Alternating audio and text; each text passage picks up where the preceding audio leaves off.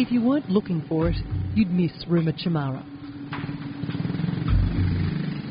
This very ordinary-looking safe house on a busy Bandung road was set up by 5 former drug users. They say before Rumah Cemara, in this bustling city of 7 million, there wasn't one safe and non-judgmental place for addicts to go. Simple idea is drunk people helping drunk people, junkie helping junkie for the increasing quality of health. That's all, the simple idea. And people living with HIV can help other people living with HIV to improve their quality of life.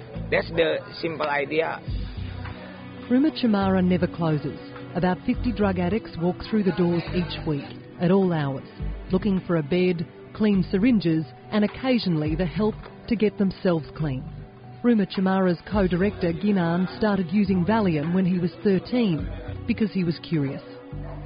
Because I have a problem with the confidence at that time, and then when I use that I feel confidence, I feel like I can socialize with my friend, I can ask the phone number of the girl, at that time. At 15 he swapped Valium for heroin and went on a downward spiral. He contracted HIV from sharing needles. For a year with horrible addiction. I kicked out from home. I don't have any right to choose my own life. Like all of the things that I do at that time, it's just how I get drugs. Like I stealing, I pickpocket, just become thief, like doing the criminal things to fulfill my addiction. Ginan is now 30 and is counselling others about the dangers of drugs. At that time we share a needle, now we share love to make our life more better rather than before. Do you use any drugs now? No, I already clean since 2000. At Rumah Cemara, drug addicts and HIV positive people can also get medical help. A dentist volunteers here 3 times a week, but funds are running low and appointments are on hold until a new disposal unit can be bought. Around midday, Ferry walks in off the street.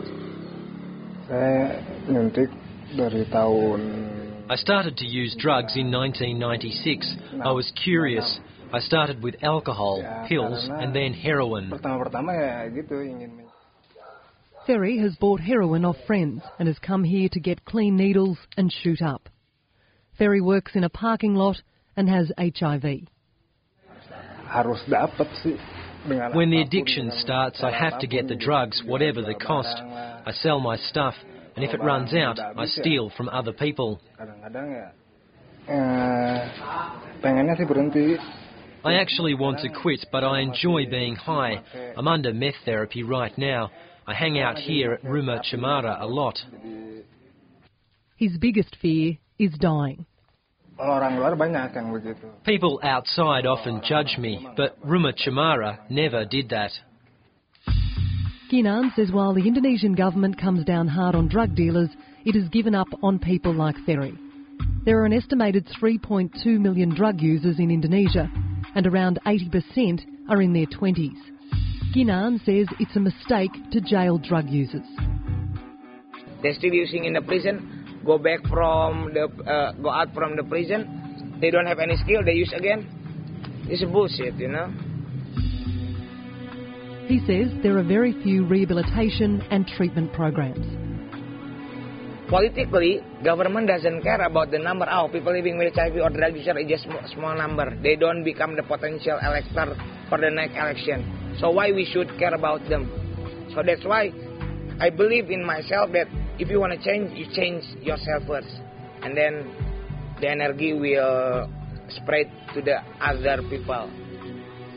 Many of the drug addicts and former users here are also battling hepatitis C, like Rumah Cemara's director, Iqbal. He started using heroin during his first year of university. I don't know that is a heroin, because at that time it's called putau. No. I don't have a courage to try that one, because I see on the movie, it's only mafia using that, It wasn't long before his parents were selling their house and car to pay for his rehab in Jakarta. When he got out, he decided to establish this safe house, with money from private donors and AusAid, the Australian government's foreign aid agency.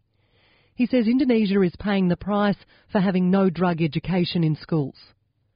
What government should do is government teach them how to cope their own problem at their age.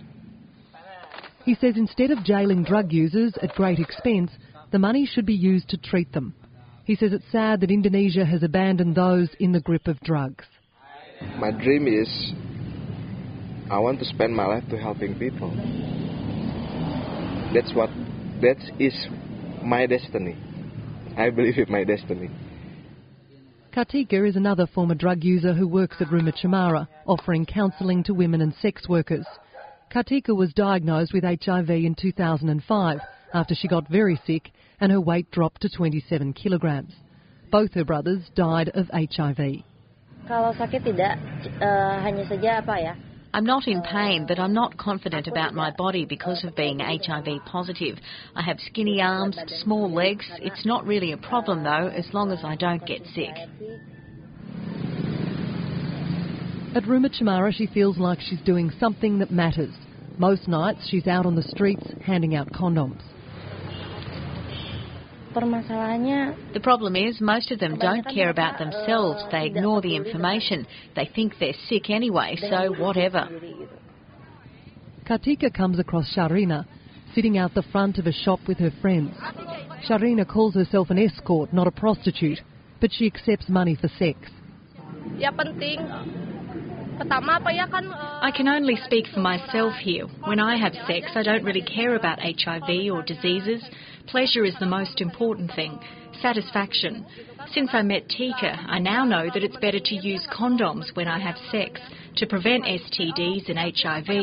So we know better now. The 19-year-old is regularly offered drugs and admits she didn't know about the risks until she met counsellors from Rumah Cemara. They came and gave us condoms. We were shy at first, but they were cool.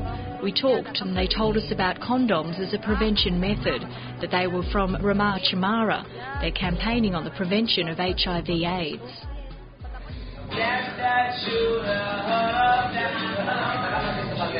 Ginan says every day across Indonesia, people like Sharina are making mistakes, taking drugs, having unprotected sex. He says the Indonesian government has to change the way it views drug users. They're victims, not criminals.